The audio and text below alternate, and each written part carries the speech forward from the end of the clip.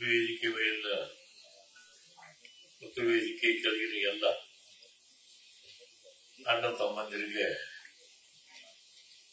ನಾನು ಹೃತ್ಪೂರ್ವಕವಾದಂತ ನಮಸ್ಕಾರಗಳನ್ನು ಮಾಡ್ತೇನೆ ಮತ್ತು ಬಹಳ ಹೃತ್ಪೂರ್ವಕವಾದಂತ ಆಸೆಯಿಂದ ನಿಮ್ಮನ್ನ ಈ ಸಂದರ್ಭಕ್ಕೆ ಸ್ವಾಗತ ಮಾಡ್ತೀನಿ.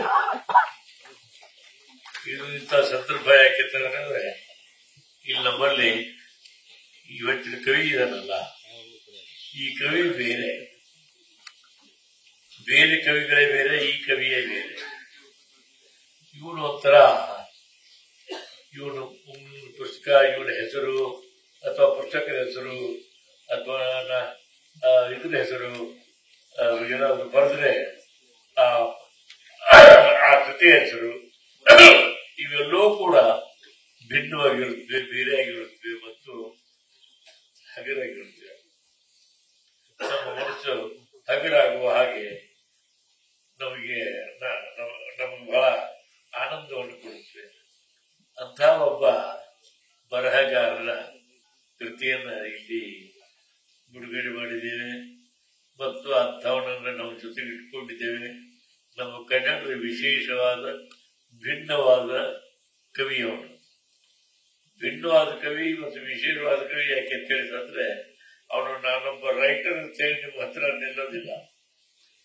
ಅವನು ಏನೋ ಬರೆದಿರ್ತಾನೆ ನೋಡ್ಕೊಡ್ರಿ ಅಂತ ಹೇಳಿ ಅದನ್ನ ನಿಮ್ಮ ಮುಂದೆ ಇಟ್ಟು ಬೇರೆ ಕಡೆಗೆ ಹೋಗ್ತಾನೆ ಹೊರತು ಅದನ್ನ ಮತ್ತೇನ್ ಹೇಳ್ತೀರಿ ಅಂತ ಹೇಳಿ ನಿಮ್ಮನ್ನ ನೋಡ್ಕೊಂಡು ನಿಂತಿರೋದಿಲ್ಲ ಅವನು.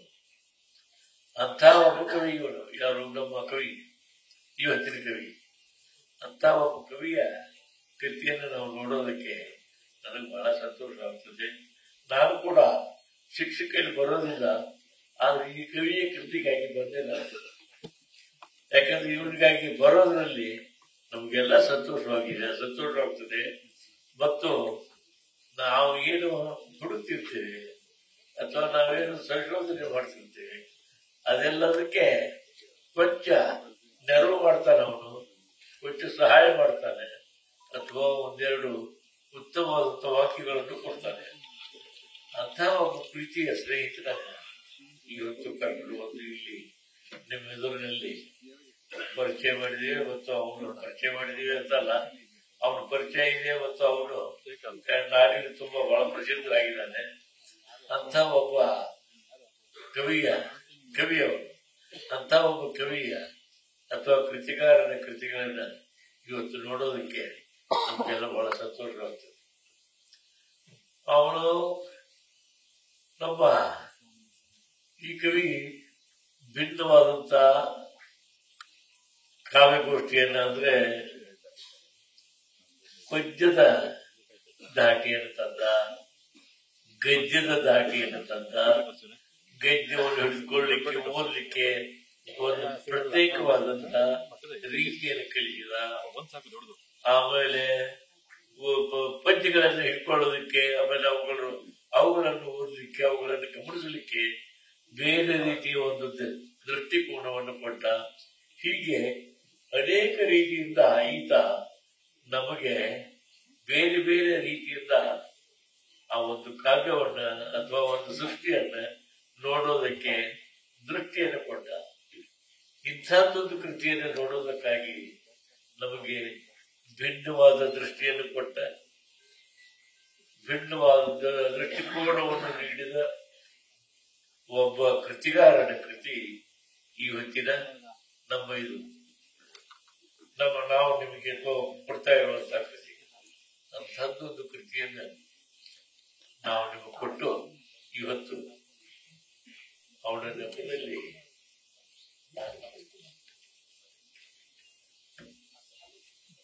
ಅಂಥ ಒಂದು ವಿಚಿತ್ರವಾದಂತ ಒಬ್ಬ ಕವಿಯನ್ನು ನಿಮ್ಮ ಎದುರಿಗೆ ನಿಲ್ಲಿಸ್ತಾ ಇದ್ದೀವಿ. ಸಾಹಿತ್ಯಿಕ ದೃಷ್ಟಿಯಿಂದ ನಮಗೆ ರಾಜಕಾರಣಿಗಳು ಮತ್ತು ನಮಗೂ ಬಹಳ ಸರಿ ಹೋಗೋದಿಲ್ಲ, ಬೇಗನೆ ಸರಿ ಹೋಗೋದಿಲ್ಲ.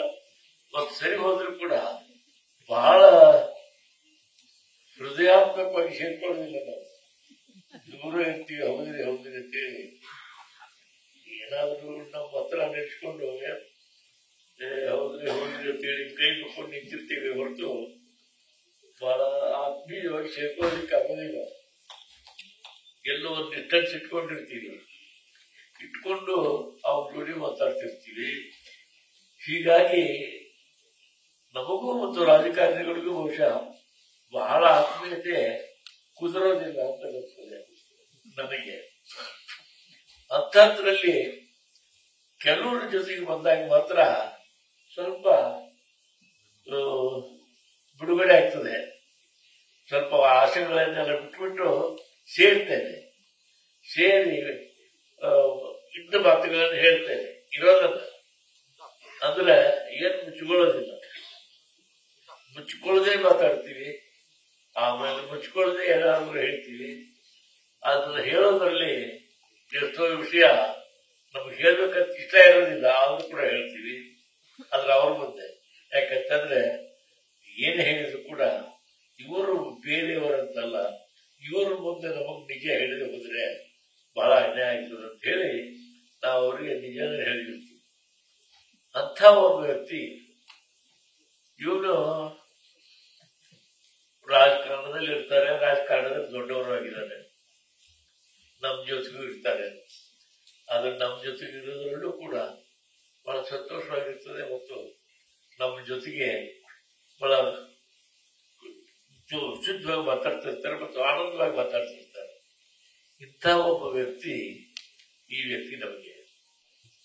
ಇಂಥ ವ್ಯಕ್ತಿಯ ಜೊತೆಗೆ ನಾವು ಇವತ್ತು ಮಾತುಗಳನ್ನು ಬರ್ತೀವಿ, ಆಡ್ತಾ ಇದ್ದೇವೆ. ಅವರ ಜೊತೆಗೆ ಅವರ ಅಭಿಪ್ರಾಯಗಳಿಗೆ ಅವರ ಅಭಿಪ್ರಾಯಗಳ ಬಗ್ಗೆ ನಾವೇ ಹೇಳ್ತಾ ಇದ್ದೇವೆ. ನಮ್ಮ ಬಗ್ಗೆ ಅವರು ಮಾತಾಡ್ತಾರೋ ಏನೋ ಗೊತ್ತಿಲ್ಲ ನಮಗೆ.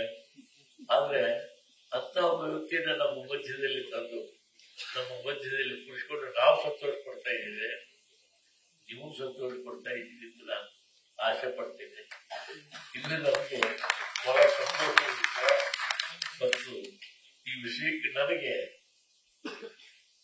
ನಿಜವಾಗ್ಲೂ ಕೂಡ ಬಹಳ ಸಂತೋಷವಾಗಿದೆ. ನಾನು ನೋಡ್ತಾ ಇದ್ದೀನಿ ಅವ್ರನ್ನ. ನಾನು ರಾಜಕಾರಣಿಗಳ ಜೊತೆಗೆ ಬೆರೆಯೋದಿಲ್ಲ, ನಿಮ್ಗೆ ಗೊತ್ತಿದೆ.